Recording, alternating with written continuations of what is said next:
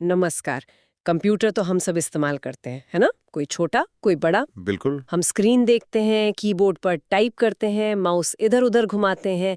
ये सब चीजें जिनको हम छू सकते हैं, फील कर सकते हैं, ये है कंप्यूटर का शरीर। हाँ, हार्डवेयर। हाँ, हार्डवेयर। लेकिन कभी सोचा है, इस शरीर में जान कौन डालता है? इसे चलाता कौन है? वो है कंप्यूटर की आत्मा, या कह ले उसका दिमाग, सॉफ्टवेयर। तो आज हमारी चर्चा इसी पर है, ये अदृश्य लेकिन बहुत जरूरी हिस्सा। बिल्कुल सही कहा।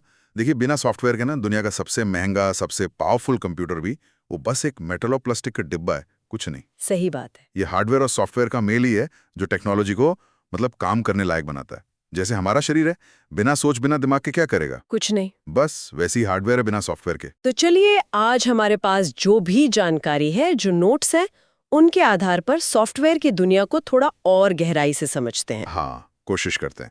कि ये आखिर है क्या, कैसे काम करता है और कितनी अलग-अलग तरह का होता है। कोशिश यही रहेगी कि इसे आसान तरीके से समझें। हाँ, तो सबसे पहला सवाल, सॉफ्टवेयर आखिर है क्या चीज? अगर बिल्कुल आसान शब्दों में कहें ना, तो सॉफ्टवेयर है कंप्यूटर को दिए गए निर्देश। निर्देश? हाँ, इंस्ट्रक्शंस, कमांड्स या कह लें प्रोग्राम्स का एक सेट।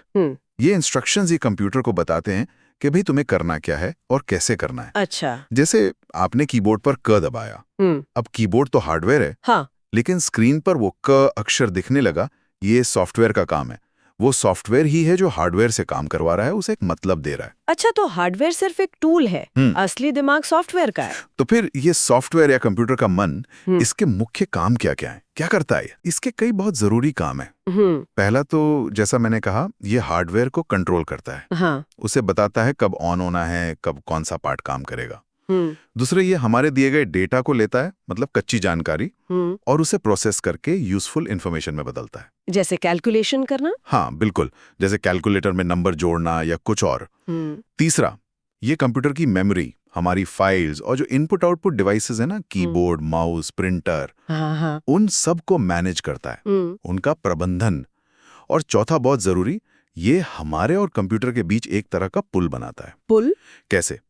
जैसे हम यूजर इंटरफेस कहते हैं, मतलब वो स्क्रीन, वो बटन, वो मेन्यू जिसके जरिए हम कंप्यूटर को अपनी बात बताते हैं और कंप्यूटर हमें रिजल्ट दिखाता है। सही कहा। इसके बिना तो हम कंप्यूटर से बात ही नहीं कर पाते। तो अब ये तो समझ आ गया कि सॉफ्टवेयर क्या है और क्या करता है। अब इसके प्रकारों पर आते हैं। जो जानकारी हमारे पास है उसके हिसाब से इसे कुछ खास कैटेगरीज में बांटा जा सकता है ना? हाँ बिल्कुल। समझने के लिए ना, हम इसे मोटे तौर पर 4 हिस्सों में देख सकते हैं। पहला है सिस्टम सॉफ्टवेयर। System software. दूसरा एप्लीकेशन सॉफ्टवेयर। ओके। तीसरा यूटिलिटी सॉफ्टवेयर। और चौथा एक थोड़ी अलग किस्म है जिसे फर्मवेयर कहते हैं। ठीक है, तो एक एक करके समझते हैं। पहला, सिस्टम सॉफ्टवेयर। नाम से ही लग रहा है कि ये पूरे सिस्टम के लिए बहुत असासी होगा, जैसे कंप्यूटर का मैनेजर। बिल्कुल बिल्कुल सही पकड़ा। सिस्टम सॉफ्टवेयर वो बुनियाद है जिस पर कंप्यूटर का पूरा सिस्टम खड़ा होता है। ये हार्डवेयर को चलाता है, उसे कंट्रोल करता है और बाकी सभी सॉफ्टवेयर जैसे ऐप्स वगैरह को चलने के लिए एक प्लेटफॉर्म देता है। अच्छा, जैसे विंडोज, मैक। हाँ, जैसे विंडोज, मैक ओएस, लिनक्स, ये कंप्यूटर का मेन मैनेजर है। इसके बिना कंप्यूटर स्टार्ट ही नहीं होगा। बाप रे। इसी में आते हैं डिवाइस ड्राइवर्स, वो छोटे छोटे प्रोग्राम्स जो किसी खास हार्डवेयर, मान लीजिए प्रिंटर है या वेबकैम है, उसको ओएस से बात करने लायक बनाते हैं। अच्छा, तो ओएस और ड्राइवर्स मिलकर हार्डवेयर को यूजेबल बनाते हैं। हाँ। और सिस्टम सॉफ्टवेयर के काम क्या हुए फिर? हाँ, जैसे फाइलों को संभालना, मेमोरी देखना। हाँ, इसके बहुत बुनियादी काम है। फाइलों को डिस्क पर कहाँ रखना है, कैसे ऑर्गेनाइज करना है, फाइल मैनेजमेंट, कौन सा प्रोग्राम कितनी मेमोरी इस्तेमाल करेगा, ये देखना, मेमोरी मैनेजमेंट। अच्छा। एक ही टाइम पर कई सारे काम चल रहे हो तो उनको कैसे संभालना है, टास्क शेड्यूलिंग, और कीबोर्ड, माउस, स्क्रीन वगैरह को कैसे कंट्रोल करना है, इनपुट आउटपुट कंट्रोल, ये सब सिस्टम सॉफ्टवेयर का ही जिम्मा है। ठीक है। और हाँ, इसी में लैंग्वेज ट्रांसलेटर्स भी आते हैं, असेंबलर, कंपाइलर, इंटरप्रेटर। वो प्रोग्रामिंग भाषाओं को मशीन की भाषा में बदलते हैं, पर वो डेवलपर्स के लिए ज्यादा काम के हैं। समझ गई। तो सिस्टम सॉफ्टवेयर मतलब पर्दे के पीछे का हीरो जो सब कुछ चला रहा है। अब आते हैं उस सॉफ्टवेयर पर जिससे शायद हम सबसे ज्यादा जुड़े हैं, एप्लीकेशन सॉफ्टवेयर। इसे यूजर का हेल्पर कह सकते हैं? एकदम सही। एप्लीकेशन सॉफ्टवेयर, या जिन्हें हम आम भाषा में ऐप्स कहते हैं, हाँ। ऐप्स वो प्रोग्राम होते हैं जो किसी खास यूजर के काम को करने के लिए बनाए जाते हैं। आपको चिट्ठी लिखनी है, कोई हिसाब करना है, फोटो एडिट करनी है या गाने सुनने हैं। हाँ, इन सब के लिए आप एप्लीकेशन सॉफ्टवेयर का ही इस्तेमाल करते हैं। जैसे कि MS वर्ड हो गया, एक्सेल, टैली, फोटोशॉप या कोई भी music player, VLC player. Yes, ये सब एप्लीकेशन सॉफ्टवेयर हैं। बिल्कुल, ये वही सॉफ्टवेयर्स हैं जिनसे हम रोज डील करते हैं, और इनकी इतनी वैरायटी है कि कंप्यूटर इतना वर्सेटाइल बन जाता है। हर जरूरत के लिए एक अलग ऐप, एक अलग टूल। तो सिस्टम सॉफ्टवेयर हो गई नींव और एप्लीकेशन सॉफ्टवेयर उस नींव पर बने हमारे काम के अलग-अलग कमरे। क्या बढ़िया उपमा दी है, बिल्कुल सही। अब तीसरी श्रेणी थी यूटिलिटी सॉफ्टवेयर की।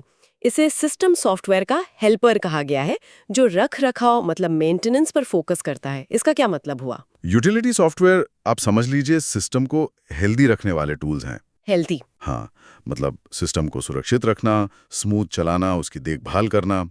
ये ओएस जितने ज़रूरी शायद ना हो, पर कंप्यूटर की अच्छी परफॉर्मेंस के लिए बहुत इंपॉर्टेंट है। जैसे घर की साफ सफाई के लिए झाड़ू पोंछा होता है ना, हाँ या सुरक्षा के लिए ताला, बस वैसे ही कंप्यूटर के लिए यूटिलिटीज हैं। हाँ, एंटीवायरस तो सब जानते हैं। वो कंप्यूटर को वायरस से बचाता है। इसी तरह डिस्क क्लीनर होते हैं जो फालतू फाइलें हटाकर जगह बनाते हैं।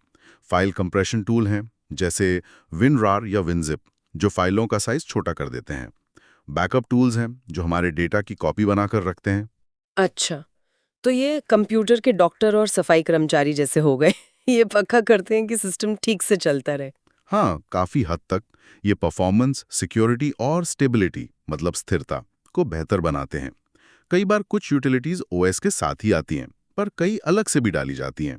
चलिए अब चौथी और थोड़ी सी मिस्टीरियस सी लगने वाले कैटेगरी पर आते हैं, फर्मवेयर। जानकारी कहती है कि ये हार्डवेयर के अंदर ही होता है, मिटाया नहीं जा सकता। Printer, washing machine, phone, TV सब में होता है। हाँ, फर्मवेयर थोड़ा अलग है। ये एक स्पेशल टाइप का सॉफ्टवेयर है जो हार्डवेयर डिवाइस बनते समय ही उसकी मेमोरी चिप में मतलब रोम या फ्लैश मेमोरी में परमानेंटली डाल दिया जाता है। परमानेंटली? हाँ, ज्यादातर ये हार्डवेयर और सॉफ्टवेयर के बीच की एक बहुत अहम कड़ी है। आप इसे हार्डवेयर के जन्मजात निर्देश कह सकते हैं। जन्मजात निर्देश मतलब ये OS लोड होने से भी पहले काम करता है? बिल्कुल, जैसे ही आप कोई डिवाइस ऑन करते हैं, मान लीजिए अपना स्मार्टफोन, हाँ। तो सबसे पहले फर्मवेयर ही एक्टिवेट होता है। ये पहले हार्डवेयर के सारे हिस्सों को चेक करता है। इसे पोस्ट या पावर ऑन सेल्फ टेस्ट कहते हैं। अच्छा। और फिर ये ऑपरेटिंग सिस्टम को मेमोरी में लोड करने का प्रोसेस शुरू करता है। एक तरह से फर्मवेयर ही हार्डवेयर को जगाता है और उसे बताता है कि ओएस को कैसे लोड करना है। इसके बिना डिवाइस चालू ही नहीं होगा। अरे वाह, तो ये वो छुपा हुआ सॉफ्टवेयर है जो हमारे हार्डवेयर को सुबह जगाता है। और क्या इसे अपडेट कर सकते हैं?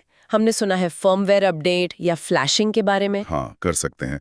बनाने वाली कंपनियां अक्सर फर्मवेयर के अपडेट निकालती हैं। क्यों? इनसे डिवाइस की परफॉर्मेंस सुधर सकती है, कोई सिक्योरिटी प्रॉब्लम ठीक हो सकती है या कोई नया फीचर भी जुड़ सकता है।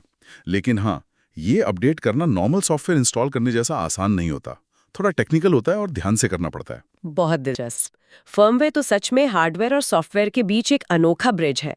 अच्छा, इन सब प्रकारों को समझने के बाद एक छोटा सा सवाल स्टोरेज का भी था। ये सॉफ्टवेयर रहते कहाँ हैं? हाँ, अच्छा सवाल है। हवा में तो नहीं रहते। फर्मवेयर तो जैसा कहा हार्डवेयर की चिप में परमानेंटली स्टोर्ड होता है। ठीक। बाकी जैसे ऑपरेटिंग सिस्टम और एप्लीकेशन सॉफ्टवेयर ये आमतौर पर हमारे कंप्यूटर की हार्ड डिस्क या SSD मतलब सेकेंडरी स्टोरेज पर इंस्टॉल होते हैं। और जब हम कोई प्रोग्राम चलाते हैं तो उसका जो जरूरी हिस्सा होता है वो कंप्यूटर की मेन मेमोरी यानी रैम प्राइमरी स्टोरेज में लोड हो जाता है, ताकि CPU तेजी से काम कर सके। एग्जैक्टली ताकि CPU से फटाफट एक्सेस कर सके और चला सके। ठीक है। अब एक बिल्कुल बेसिक लेकिन बहुत जरूरी सवाल, हार्डवेयर और सॉफ्टवेयर में मेन फर्क क्या है? एक बार फिर से साफ कर लेते हैं। सबसे सीधा फर्क तो छूने का है। हार्डवेयर कंप्यूटर के वो हिस्से हैं जिन्हें आप देख सकते हैं, छू सकते हैं, monitor, keyboard, mouse, CPU, RAM stick. हाँ। जबकि सॉफ्टवेयर सिर्फ निर्देशों का सेट है। आप उसे छू नहीं सकते, बस उसका असर देखते हैं स्क्रीन पर या डिवाइस के काम करने के तरीके में। सही। हार्डवेयर खराब हो तो उसे रिपेयर करना पड़ता है या बदलना पड़ता है। सॉफ्टवेयर में दिक्कत आए तो उसे अनइंस्टॉल, रीइंस्टॉल या अपडेट कर सकते हैं। हार्डवेयर एक बार बन गया, सॉफ्टवेयर लगातार बदलता रहता है, अपडेट होता रहता है। यानी हार्डवेयर फिजिकल है, सॉफ्टवेयर लॉजिकल। एक शरीर है तो दूसरी उसकी चेतना या सोच। बिल्कुल, ये फर्क समझना कंप्यूटर साइंस की नींव है। दोनों एक दूसरे के बिना अधूरे हैं, मिलकर ही एक काम का सिस्टम बनता है। चलिए अब आगे बढ़ते हैं।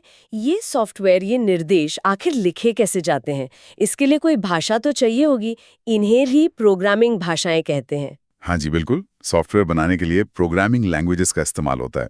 ये भाषाएं एक तरह से इंसानों और कंप्यूटर के बीच की भाषाएं। अच्छा। इनके जरिए हम मतलब प्रोग्रामर कंप्यूटर को समझाते हैं कि उसे करना क्या है। और समय के साथ ये भाषाएं बहुत विकसित हुई हैं। हमारे पास जो जानकारी है उसमें 3 लेवल या जनरेशन बताई गई है: मशीन भाषा, असेंबली भाषा और हाई लेवल भाषा।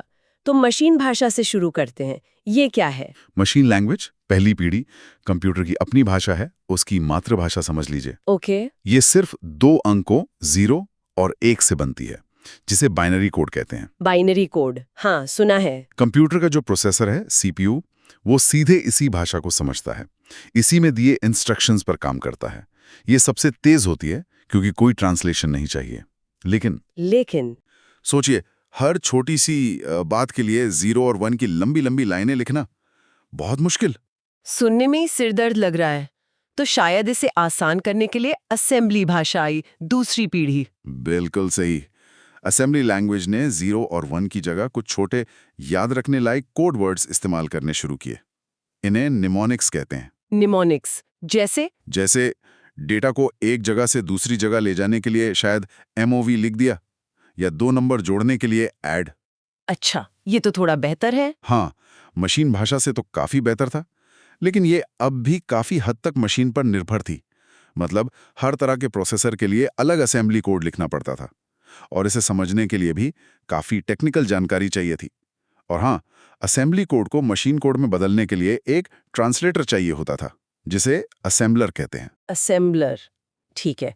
और फिर आई हाई लेवल भाषाएं, तीसरी पीढ़ी और उसके बाद की, जिनके नाम हम सुनते रहते हैं, C++, जावा, पाइथन। ये ज्यादा आसान है क्या? बहुत ज्यादा। हाई लेवल भाषाएं इंसानी भाषाओं के, खासकर अंग्रेजी के बहुत करीब होती हैं। अच्छा। हाँ, इनमें कोड लिखना, पढ़ना, समझना कहीं ज्यादा आसान है, जैसे आप लगभग अंग्रेजी में ही निर्देश लिख रहे हो। और सबसे बड़ी बात, ये काफी हद तक मशीन इंडिपेंडेंट होती हैं। मतलब एक हाई लेवल भाषा में लिखा प्रोग्राम थोड़े बहुत बदलाव के साथ अलग अलग तरह के कंप्यूटरों पर चल सकता है, पोर्टेबल होती हैं। वाह। इसी वजह से आज ज्यादातर सॉफ्टवेयर इन्हीं हाई लेवल भाषाओं में बनते हैं। लेकिन एक बात है, क्या? कंप्यूटर इन्हें भी सीधे नहीं समझ सकता। इन्हें भी मशीन भाषा में बदलने के लिए ट्रांसलेटर चाहिए होते हैं, कंपाइलर या इंटरप्रेटर। तो ये भाषाओं का विकास देखा जाए तो प्रोग्रामिंग को आसान बनाने का सफर है, मशीन की मुश्किल भाषा से इंसानों की आसान भाषा की तरफ। बिल्कुल। हर नई पीढ़ी की भाषा ने प्रोग्रामिंग को ज्यादा लोगों की पहुंच में लाया है, और डेवलपर्स को और शक्तिशाली टूल्स दिए हैं ताकि वो और जटिल सॉफ्टवेयर बना सकें, वो भी तेजी से। आपने ट्रांसलेटर्स का जिक्र किया, असेंबलर, कंपाइलर, इंटरप्रेटर। असेंबलर तो समझ आ गया, असेंबली को मशीन में बदलता है। पर कंपाइलर और इंटरप्रेटर में क्या फर्क है? ये हाई लेवल भाषाओं को कैसे बदलते? हाँ, ये अच्छा सवाल है। दोनों का काम हाई लेवल कोड को मशीन कोड में बदलना ही है, पर तरीका अलग है। कैसे? देखिए, कंपाइलर क्या करता है, वो हाई लेवल भाषा में लिखे आपके पूरे प्रोग्राम को एक साथ पढ़ता है। पूरा प्रोग्राम एक साथ? हाँ, पूरा। उसे एनालाइज करता है, देखता है कोई गलती तो नहीं। अगर सब ठीक है तो वो पूरे प्रोग्राम को मशीन कोड में बदल देता है और एक अलग फाइल बना देता है, जिसे एग्जीक्यूटेबल फाइल कहते हैं। अच्छा। इस फाइल को आप फिर कभी भी चला सकते हैं, बार बार ट्रांसलेशन की जरूरत नहीं। C++ जैसी भाषाएं कंपाइलर यूज करती हैं। वो प्रोग्राम की एक एक लाइन या एक एक स्टेटमेंट को पढ़ता है। एक एक लाइन? हाँ, लाइन बाय लाइन उसे मशीन कोड में बदलता है और तुरंत उसे चला देता है। फिर अगली लाइन पर जाता है, उसे बदलता है, चलाता है। ऐसे पाइथन, जावास्क्रिप्ट जैसी भाषाएं अक्सर इंटरप्रेटर यूज करती हैं। ओहो, तो कंपाइलर मतलब पूरी किताब का ट्रांसलेशन एक बार में करके दे दिया, और इंटरप्रेटर हुआ जो लाइन दर लाइन पढ़कर सुना रहा है। इसका स्पीड वगैरह पर क्या असर पड़ता होगा? हाँ, सीधा असर पड़ता है। कंपाइल किए हुए प्रोग्राम ज्यादातर तेज चलते हैं। क्यों? क्योंकि सारा ट्रांसलेशन पहले ही हो चुका है। हाँ, लॉजिकल है। मशीन कोड रेडी है चलने के लिए। दूसरी तरफ इंटरप्रेटर, क्योंकि हर बार लाइन दर लाइन ट्रांसलेट करता है, तो प्रोग्राम थोड़ा धीमा चल सकता है। लेकिन इसका कुछ फायदा भी है? हाँ, फायदा है डेवलपमेंट में। इंटरप्रेटर के साथ गलतियां ढूंढना, मतलब डीबगिंग करना और कोड में बदलाव करना अक्सर आसान होता है, क्योंकि आप तुरंत रिजल्ट देख सकते हैं हर लाइन का। कंपाइलर में गलती ठीक करने के बाद शायद पूरा प्रोग्राम फिर से कंपाइल करना पड़े। समझ गई। तो स्पीड चाहिए तो कंपाइलर, फ्लेक्सिबिलिटी चाहिए तो इंटरप्रेटर, कुछ ऐसा। हाँ, मोटे तौर पर कह सकते हैं। चुनाव इस बात पर निर्भर करता है कि प्रोग्राम किस लिए बन रहा है, प्राथमिकता क्या है। ये एक जरूरी फर्क है। अब सॉफ्टवेयर की दुनिया में एक और बड़े विभाजन की बात करते हैं। हमने सुना है ओपन सोर्स और प्रोप्राइटरी सॉफ्टवेयर के बारे में। ये क्या होता है? हाँ, ये सॉफ्टवेयर कैसे बांटा जाता है, उसके लाइसेंस के क्या नियम हैं, उससे जुड़ा है। मतलब आप सॉफ्टवेयर के साथ क्या कर सकते हैं, क्या नहीं। अच्छा। 2 मुख्य मॉडल हैं। पहला, open source software. Open source. इस तरह के सॉफ्टवेयर का जो सोर्स कोड होता है, मतलब वो ओरिजिनल कोड जिसमें प्रोग्राम लिखा गया है, वो सबके लिए खुला होता है, अवेलेबल होता है। सबके लिए? हाँ, कोई भी उसे देख सकता है, पढ़ सकता है, उसमें बदलाव कर सकता है, सुधार कर सकता है, अपनी ज़रूरत के हिसाब से ढाल सकता है और उसे दूसरों के साथ शेयर भी कर सकता है। बस कुछ लाइसेंस की शर्तें होती हैं, उनका पालन करना होता है। ये अक्सर मुफ्त होता है या बहुत कम कीमत पर। इसके उदाहरण क्या है? बहुत सारे हैं। Linux operating system, Firefox browser, VLC media player, Libre office, ये सब ओपन सोर्स हैं। ठीक है, और दूसरा? प्रोप्राइटरी। हाँ, प्रोप्राइटरी सॉफ्टवेयर। हाँ, प्रोप्राइटरी सॉफ्टवेयर। Proprietary software. हाँ, इसे क्लोज्ड सोर्स भी कहते हैं। Close source. इसमें सोर्स कोड गुप्त रखा जाता है। हाँ, वो कंपनी या व्यक्ति की प्रॉपर्टी होता है जिसने उसे बनाया है। अच्छा। उसे इस्तेमाल करने के लिए आपको लाइसेंस खरीदना पड़ता है और आप उसके कोड को देख नहीं सकते, बदल नहीं सकते, उसे कॉपी करके बांटना भी मना होता है। इसके उदाहरण? इसके भी बहुत उदाहरण हैं। Microsoft Windows, MS office, Adobe Photoshop, ज्यादातर गेम्स, ये सब प्रोप्राइटरी हैं। तो मेन फर्क सोर्स कोड के खुले या बंद होने का है और उसे बदलने की आजादी का। इसके पीछे सोच भी अलग है क्या? बिल्कुल। ये सिर्फ एक बिजनेस मॉडल का फर्क नहीं है, इसके पीछे एक फिलॉसफी, एक सोच का भी अंतर है।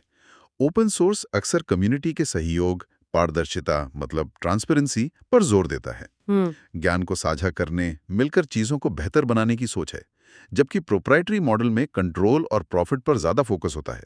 कंपनी अपने प्रोडक्ट पर पूरा अधिकार रखती है और ग्राहकों को सपोर्ट देती है। तो दोनों के अपने फायदे नुकसान होंगे। हाँ, बिल्कुल। ओपन सोर्स में आपको आज़ादी मिलती है, फ्लेक्सिबिलिटी मिलती है, अक्सर लागत कम होती है। वहीं प्रोप्राइटरी में आपको शायद ज़्यादा पॉलिश प्रोडक्ट मिले, एक सिंगल कंपनी से सपोर्ट मिले, एक स्टैंडर्ड अनुभव मिले।